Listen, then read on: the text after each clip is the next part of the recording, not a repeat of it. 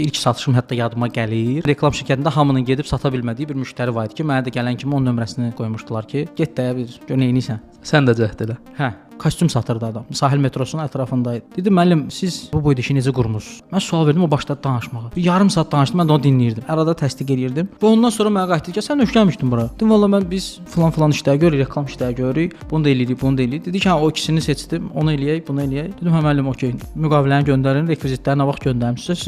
Qiymət də aşılmadı heç. Yəni burada mən başa düşdüm ki, mən öz müştərimi tapanda artıq satış öz-özlüyündən olur. Satış bir prosesdir. Satmağa çalışmadan satmaq məsələsi var və bu vərdişə çevriləndə təbii ki, bu məhsulu və xidməti dəyişdikcə bu təzədən sıfırdan başlanılmalıdır. Müştəri ilə yəni ilkin kontakt, təqdimat eləmək, qiyməti demək, etiraz varsa onunla işləmək, ondan sonra da satışı yekunlaşdırmaq. Bu mərhələlərdir satışda. Hər bir mərhələni gözəl şəkildə elədikcə nəticə öz-özlüyündən gəlir.